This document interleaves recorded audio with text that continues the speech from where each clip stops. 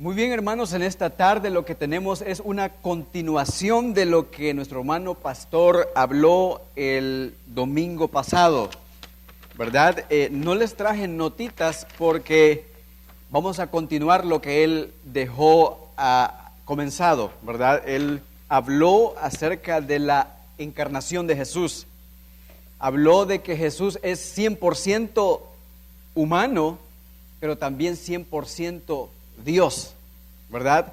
Él se enfocó mucho en la forma en que ese Dios se humanó, es decir, fue concebido por obra del Espíritu Santo en una persona que su nombre es María, ¿verdad?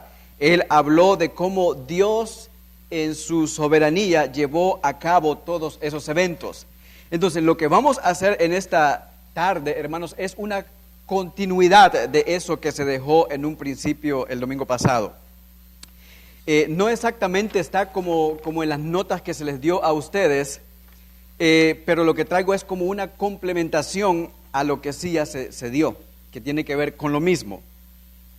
Tenemos nosotros, hermanos, que mencionar que Jesús en su deidad como Dios, Él no cambia. Él es el mismo de ayer, Él es el mismo de hoy y es el mismo de siempre. Por los siglos de los siglos, Jesús es el mismo. Él no ha cambiado. Ahora, lo que tenemos que sí observar, hermanos, es que en su humanidad sí hubo un cambio en Él. En su humanidad sí hubo un cambio. ¿Por qué? Porque hubo un principio cuando Él se humanó.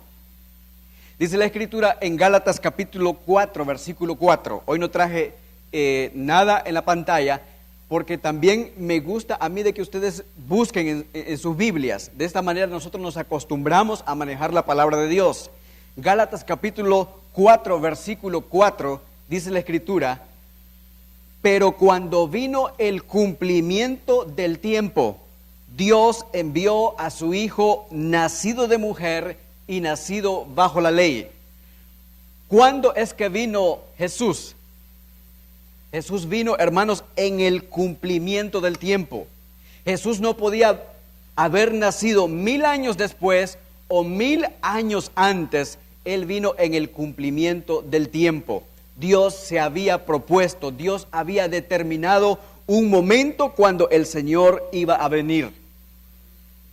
¿Y cuándo fue eso? Vayamos nosotros a Lucas capítulo 1, versículos 34 y 35. Lucas capítulo 1, versículo 34 y 35. ¿Lo tenemos? Dice: entonces María dijo al ángel: ¿cómo será esto? ¿Cómo será eso del cumplimiento del tiempo? Pues no conozco varón.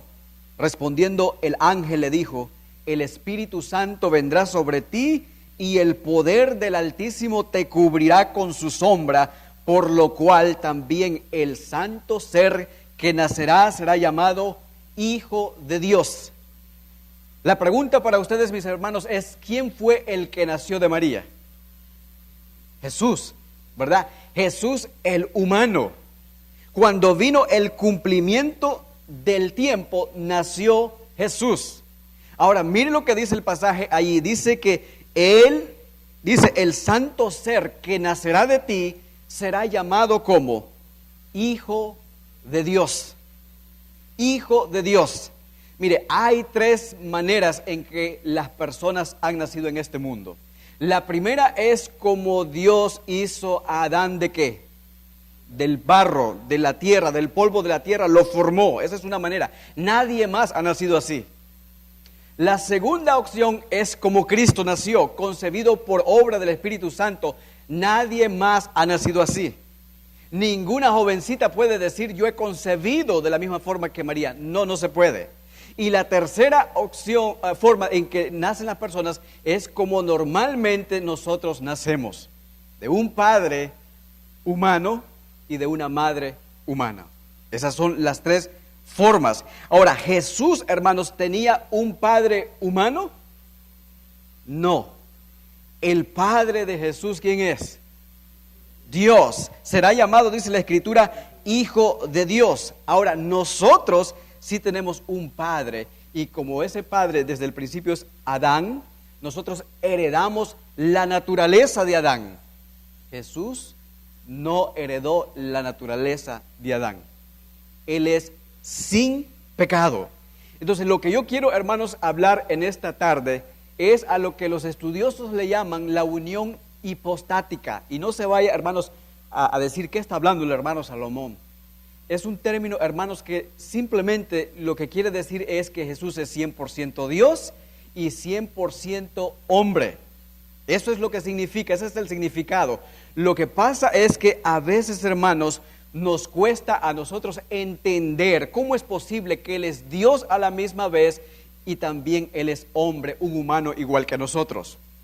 Ahora, recordemos que la Escritura dice ahí en Lucas 2:52 que Jesús, Él crecía ¿cómo? En sabiduría, en estatura y en gracia para con Dios y para con los hombres. Ahí estamos hablando, hermanos, de la parte humana de Jesús. Él tuvo que aprender como nosotros lo hacemos. Él, hermanos, tuvo que desarrollarse físicamente. Él creció en madurez. Él tenía una voluntad humana. Él tenía que escoger entre el bien y el mal.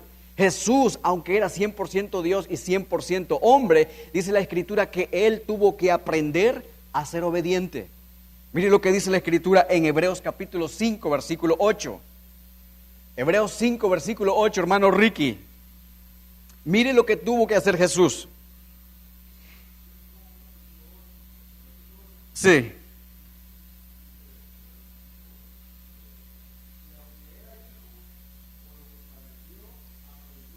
Aprendió la obediencia. ¿De quién está hablando ahí? De la persona de Cristo. Ese que es 100% Dios y 100% humano, tuvo que aprender obediencia. Ahora, eso no quiere decir, hermanos, de que Él era un hombre desobediente. Él, hermanos, enfrentó situaciones moralmente difíciles, iguales que nosotros, pero agradó a Dios su Padre. Jesús, hermanos, tenía las mismas debilidades que nosotros tenemos. Por ejemplo, las mismas necesidades. Él, cuando tenía que atravesar el área de Samaria en el mapa de Israel, dice la Escritura que Él tuvo sed. Vemos a Jesús, hermanos, que tenía hambre. Dice en Juan 4:6 que Jesús llegó al pozo de Jacob y Él estaba cansado del camino, ¿verdad? Dice, era como la hora sexta. En la cruz Él tuvo sed. Él fue tentado también en el desierto por el mismo enemigo Satanás. Él, hermanos, tuvo emociones y lo vemos nosotros cuando Él lloró frente a la tumba de su amigo Lázaro, ¿verdad? Él se angustió, Él tuvo tristeza. Dice Juan capítulo 12, versículo 27. Ahora está turbada mi alma, decía Él, ¿y qué diré? Padre, sálvame de esta hora, mas para esto he llegado a esta hora. Entonces, lo que vemos, hermanos, en la humanidad de Jesús, Él era igual que nosotros, con la única diferencia que Él era ¿qué? Dios y a la misma vez sin pecado. Él era Dios, pero a la misma vez Él era sin pecado. Nosotros, hermanos, vemos también que Jesús se conmovió cuando declaró que uno de sus discípulos le había traicionado. Dice en Juan 13:21 que habiendo dicho esto, Jesús se conmovió en espíritu, porque uno de los suyos, a quienes Él mismo había escogido, lo estaba traicionando. Entonces, esto, hermanos, nos da como una introducción para ahora entrar a lo que es eso de la unión hipostática. Vayamos antes de entrar ahí a leer un pasaje, y es Hebreos capítulo 4, versículo 15. Hebreos 4, versículo 15. El primero que lo encuentre. Hermana Marisol.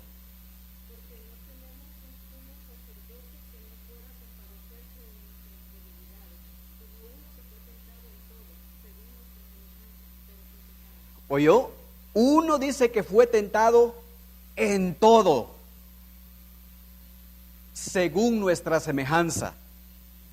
Todas las tentaciones que nosotros tenemos, hermanos, Jesús las enfrentó. La única diferencia dice que Él sin pecado. Él en ningún momento cedió a esas tentaciones. Piense bien lo que le voy a decir ahorita. ¿Pudo Jesús haber pecado, humanamente hablando? ¿Pudo Jesús haber pecado, humanamente hablando?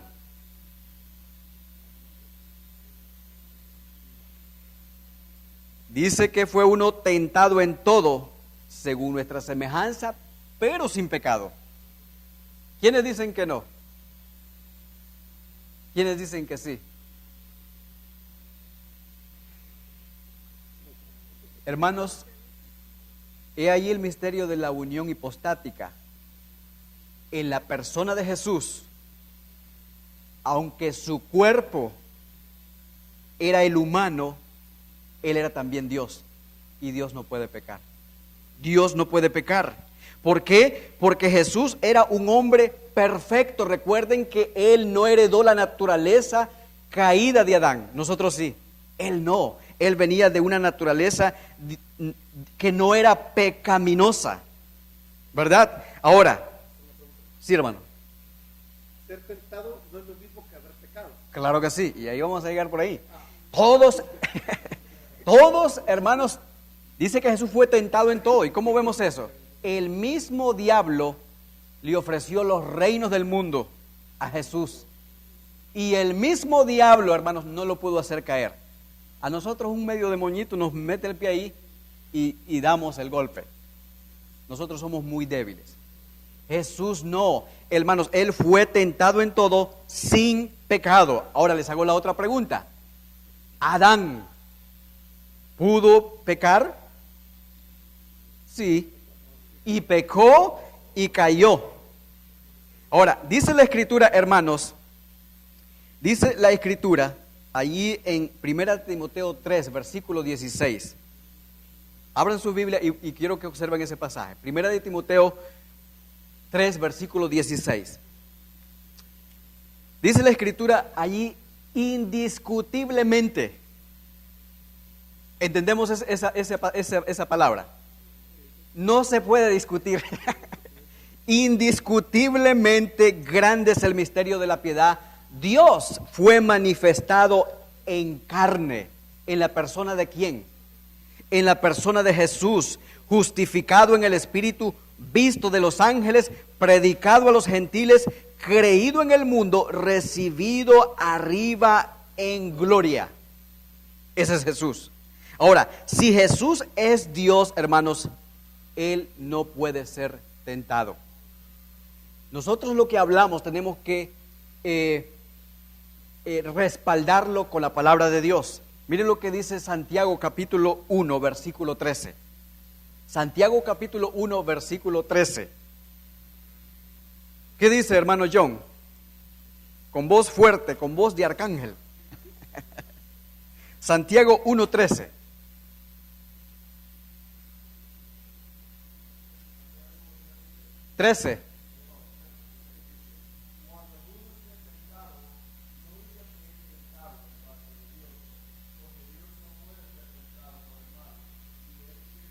Usted, Dios, no puede ser tentado por mal, ni Él tienta a nadie.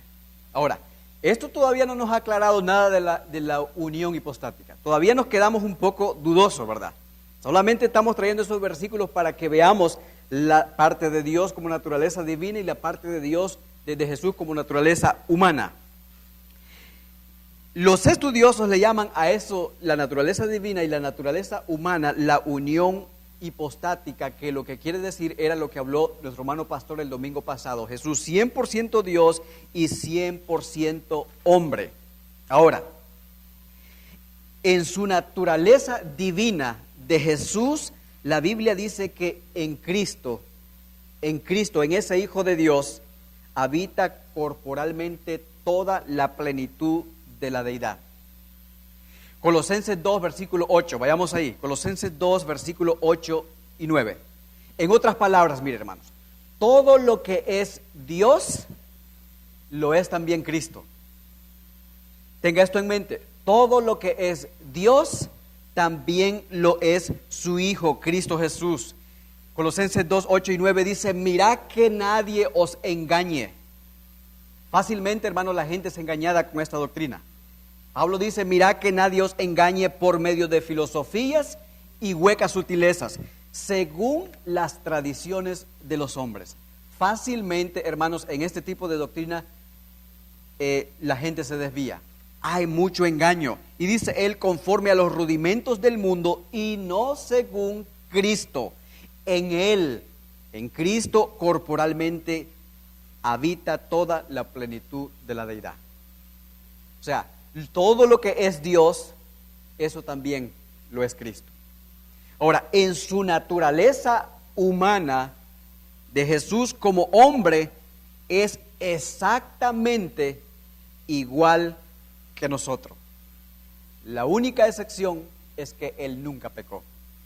Pero en su naturaleza humana, él es o era igualitamente igual que nosotros. Primera de Corintios 15, versículo 45. Primera de Corintios 15, versículo 45 dice, así también está escrito, fue hecho el primer hombre. ¿Cómo se llamaba el primer hombre? Adán, alma viviente. El postrero Adán, espíritu vivificante. Y el apóstol Pablo escribe en una de sus cartas a los hermanos que estaban en Roma. Ellos como que tenían cierto conflicto en entender estas cosas. Y vayamos a lo que dice Pablo en Romanos capítulo 5. Romanos capítulo 5. Para que entendamos esto, hermanos, tenemos que leerlo en su contexto. Romanos 5, del 12 al 21. Mire lo que dice.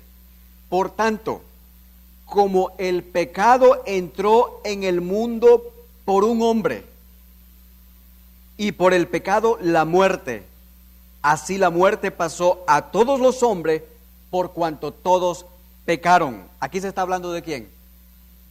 De Adán. Pues antes de la ley había pecado en el mundo, pero donde no hay ley no se inculpa de pecado.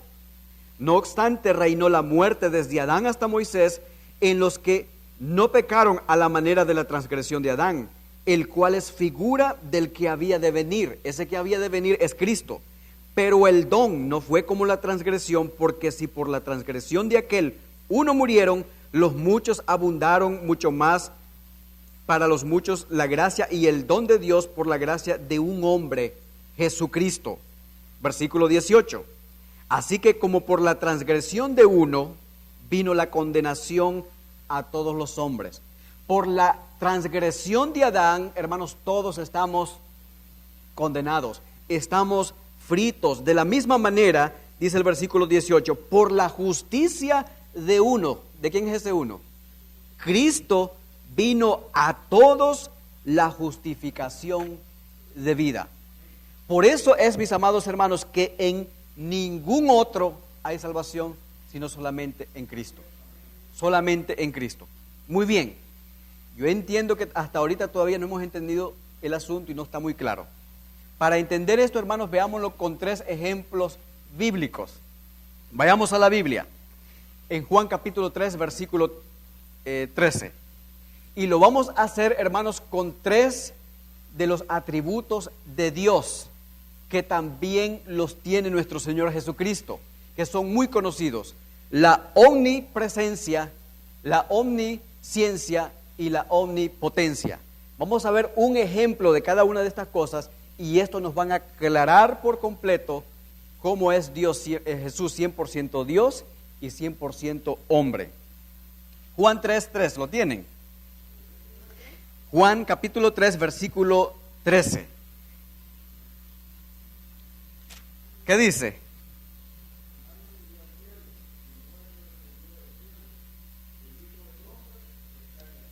Préstele atención a este versículo.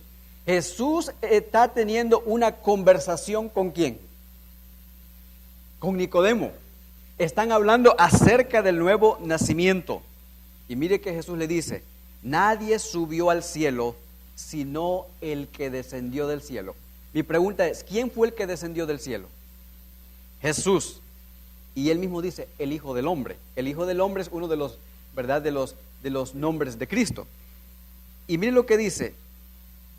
Si no dice el que descendió del cielo, el Hijo del Hombre que está en el cielo. ¿Cómo es que él físicamente estaba con Nicodemo hablando, pero a la misma vez dice que el Hijo del Hombre también está en el cielo? ¿Usted ve la omnipresencia de Cristo? A la misma vez que él está teniendo esa conversación con Nicodemo, a la misma vez él dice que está en el cielo. Eso es, hermanos, un ejemplo de la unión hipostática de Jesús. O sea, 100% Dios, 100% hombre. Él está, como Dios, hermanos, está utilizando ese atributo de que Él está en todas partes. Así, o sea, estaba en el cielo como también Él podía estar en el cielo. Entonces, vemos la naturaleza humana de Jesús estaba en la tierra. La naturaleza divina de Jesús también estaba en el cielo. ¿Entendimos eso? En cuanto a la omnipresencia de Cristo. Veamos otro ejemplo más. Este ejemplo tiene que ver, hermanos, con la omnipotencia de Cristo. Mateo 8. Mateo 8, capítulo 23 al 27. Dice lo siguiente. Mateo 8, versículo 23 hasta el 27. Es la historia cuando los discípulos están en la barca, están en el mar de Galilea. Y dice la Escritura que vino una gran tormenta.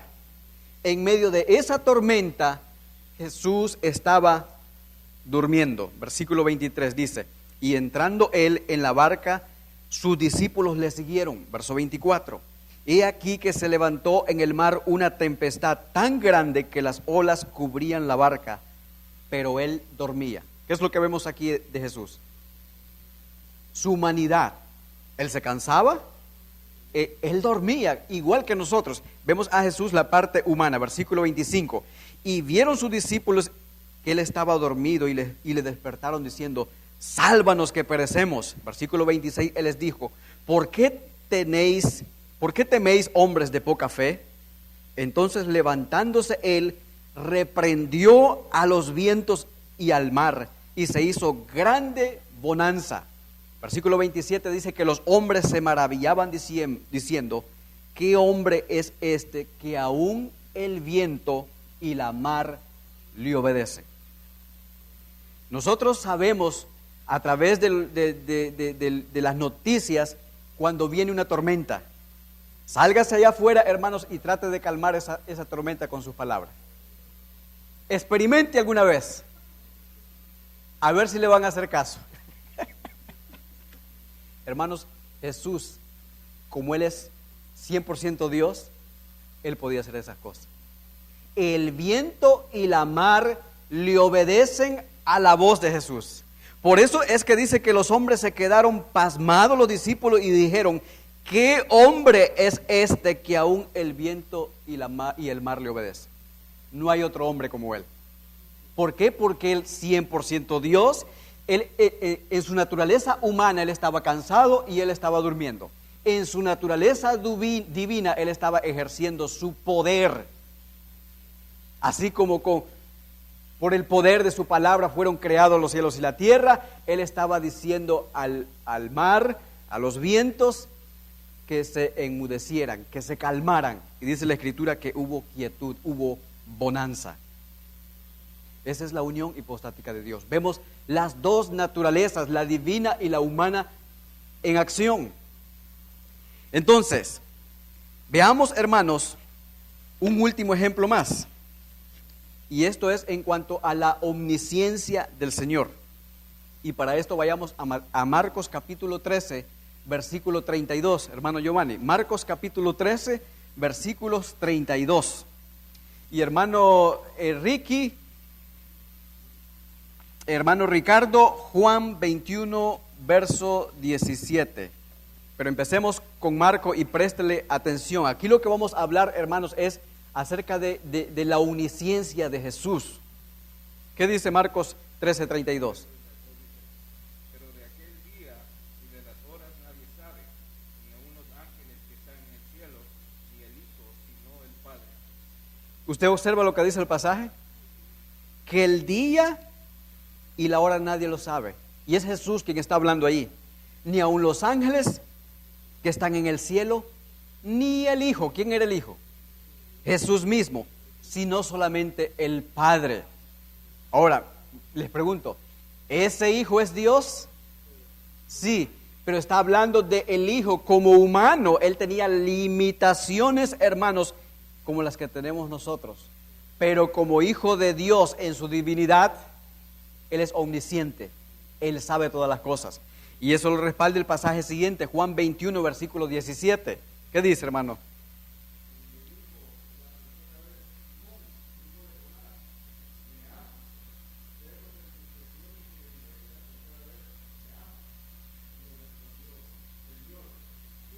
Hasta ahí. Mire que Pedro está reconociendo la omnisciencia de Jesús. Tú lo sabes todo. Tú lo sabes todo. Usted ve, hermanos, la naturaleza divina de Jesús. Él lo sabe todo, Él es Dios. Él, en la parte humana, Él tenía sus limitaciones como la tenemos nosotros. Recordemos, eso, la unión hipostática, hermanos, cuando escuche ese término, es Jesús es 100% Dios, 100% hombre. Lo interesante de esta unión, hermanos, es que fue necesaria para nuestra salvación. Un hombre pecó, que fue Adán. Un hombre tenía que morir. Un hombre tenía que morir. No podía ser un animal. No podía ser un ángel. La justicia de Dios exigía que era un hombre el que tenía que morir. Y por eso es que Dios prepara el cuerpo de su Hijo Jesús para que fuese Él el Cordero que tenía que ser inmolado desde antes de la fundación del mundo. Hebreos capítulo 10, versículos 3 al 7. ¿Qué dice? Hebreos 3 al 7. Ahí el apóstol Pablo dice que, pero estos, no el apóstol Pablo, el escritor a los hebreos dice, pero en estos sacrificios, ustedes saben que en el Antiguo Testamento se sacrificaban animales para cubrir, ¿qué? Los pecados de algunos hombres. Eso, cuando hacían este tipo de sacrificios, no borraban los pecados, sino que hasta cierto punto los cubrían, dice Hebreos. Pero Hebreos capítulo 10, versículos del 3 al 7. Pero en estos sacrificios, cada año se hace memoria de los pecados, porque la sangre de los toros y de los machos cabríos no pueden quitar los pecados. Usted ve que algunos brujos le dicen que hay que cortarle la cabeza a una gallina porque eso va a cubrir algunos pecados que usted ha tenido. Hay muchos brujos que hacen eso. Bueno, dice, la sangre de los toros y de los machos cabríos no puede quitar los pecados, por lo cual, entrando en el mundo, dice, sacrificio y ofrenda no quisiste. Mire lo que dice, lo que sigue ahí. Mas me preparaste un cuerpo. ¿De qué cuerpo se está hablando ahí? De Jesús. Me preparaste un cuerpo. Holocaustos y expiaciones por el pecado no te agradaron. Entonces dije, he aquí vengo, oh Dios, para hacer tu voluntad, como en el rollo del libro está escrito acerca de mí. Por eso es que Dios, desde un principio, desde antes de la fundación del mundo, en su plan estaba establecido que Él iba a dar a su Hijo Cristo Jesús. Él iba a darle un cuerpo y que ese cuerpo era el que iba a ser sacrificado, porque un hombre no puede pagar por su propio pecado, mucho menos por el pecado de todos los hombres. Solo alguien que es eterno, solo alguien que es infinito, hermanos, puede pagar el precio de toda la humanidad, y ese es Cristo. Nadie más. Nadie más. La Escritura dice que la paga del pecado es ¿qué? La muerte. Cada pecador, hermanos, es un criminal que ha violado la ley de Dios y le debe la vida por completo a su Creador y merece una eternidad y castigo bajo la ira de Dios. Pero Dios envió a su Hijo, Cristo Jesús, para que la ira de Dios no nos caiga en nosotros. Cuando el Señor Jesús, hermanos, estaba siendo clavado en la cruz del Calvario, la ira de Dios la descargó sobre su Hijo, para que no nos tocara a nosotros, para que no nos tocara a nosotros. Él lo sufrió todo por los hombres, por nosotros los pecadores. En ese momento Él descargó, hermanos, su ira sobre su Hijo. Su Hijo sufrió, el justo por los injustos. Nosotros éramos los injustos. Él llevó la carga, la ira de Dios fue sobre Él. Por eso es que, mis amados hermanos, Él es el único mediador entre Dios y los hombres, porque fue el único sacrificio que satisfizo la justicia de Dios, nadie más. Usted quiere observar lo que Él pasó. Fíjense que Isaías habló de la muerte de Cristo como que si Él hubiese estado presenciando con sus propios ojos. Como cuando nosotros vemos una película. Isaías capítulo 53.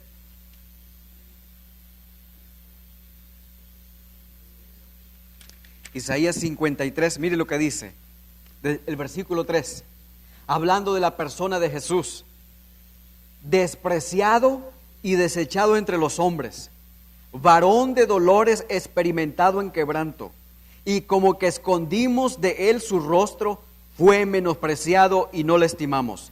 Ciertamente llevó él nuestras enfermedades, sufrió nuestros dolores, y nosotros le tuvimos por azotado, por herido de Dios y abatido. Mas él herido fue por nuestras rebeliones, molido por nuestros pecados. El castigo de nuestra paz fue sobre él, y por sus llagas nosotros fuimos curados.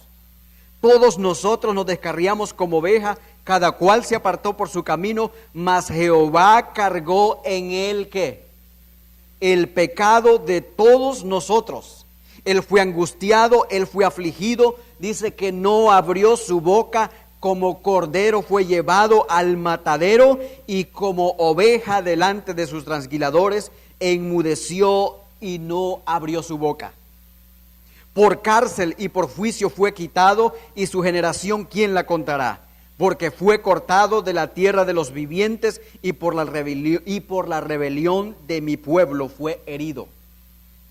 Y se dispuso con los impíos su sepultura, mas con los ricos fue en su muerte, aunque nunca hizo maldad, ni hubo engaño en su boca. Con todo eso, Jehová quiso quebrantarlo, sujetándolo a padecimiento. Cuando haya puesto su vida en expiación por el pecado, verá linaje, vivirá por largos días, y la voluntad de Jehová será en su mano prosperada.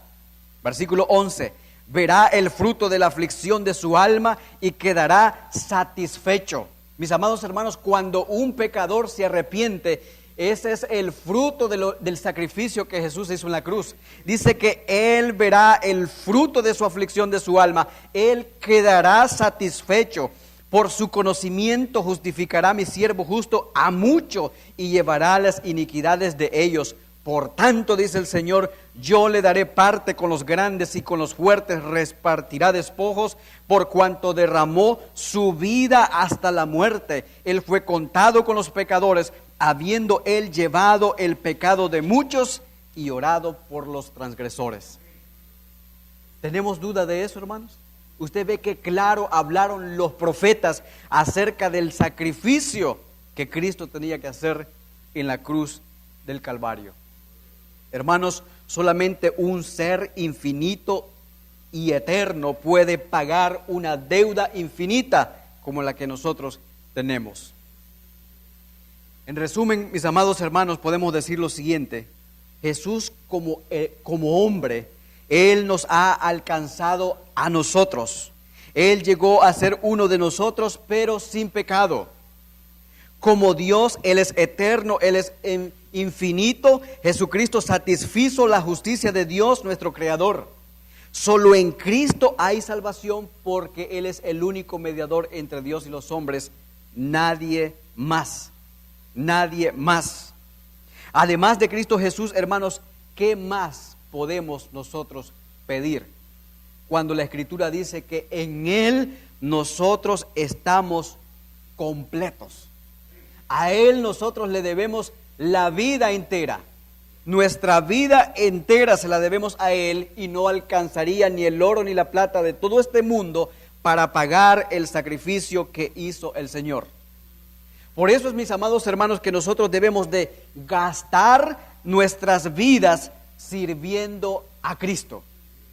Sirviendo a Cristo, escudriñando su palabra, leyéndola, memorizándola, porque cada día que hacemos eso, aprendemos, hermanos, de ese gran héroe que dio su vida por mí, que dio su vida en rescate por mí. Ese niño que nació de la Virgen María en un pesebre, ese niño que crecería en gracia para con Dios y para con los hombres, ese niño creció, dice la Escritura, y fue llamado un maestro, fue llamado el Hijo de Dios, fue llamado el Cordero que quita el pecado del mundo, fue llamado el Salvador. Un día ese niño aparecerá, hermanos, como Rey de gloria, como Rey de reyes y Señor de señores, como esposo que viene por su iglesia que le está esperando. Mis amados hermanos, esperamos nosotros con ansia la venida de nuestro Señor Jesucristo. Cuán glorioso sería, hermanos, que cuando Él venga, encuentre a su pueblo alrededor del mundo sirviéndole como lo hacemos domingo tras domingo. Qué bendición sería, hermanos. Vale la pena gastar nuestras vidas en Cristo. Vale la pena, hermanos, decirle no a los placeres del mundo y decirle sí a las cosas de Dios. Mis amados hermanos, el deseo mío, el deseo del pastor, el deseo de los líderes de esta iglesia es que podamos crecer a la estatura, a la medida del varón perfecto que es Cristo Jesús. Y la única forma que podemos obtener ese crecimiento es por medio de su palabra, es por medio de escudriñar su palabra, es por medio del servicio, ejerciendo los dones que Él mismo nos ha dado para su reino. Mis amados hermanos, vale la pena servir a Cristo. Mire, hermanos, vendrán momentos donde el diablo le tentará para que usted decaiga, para que dentro de usted decaigan sus ánimos. Es allí cuando usted tiene que buscar a Dios en oración. La Escritura dice que el que está en nosotros, el Espíritu Santo de Dios, es más fuerte y poderoso que el que está en contra de nosotros. El Espíritu Santo también es Dios. Y si Dios es con nosotros, mis amados hermanos, ¿quién contra nosotros? Hermano pastor, adelante, hermano.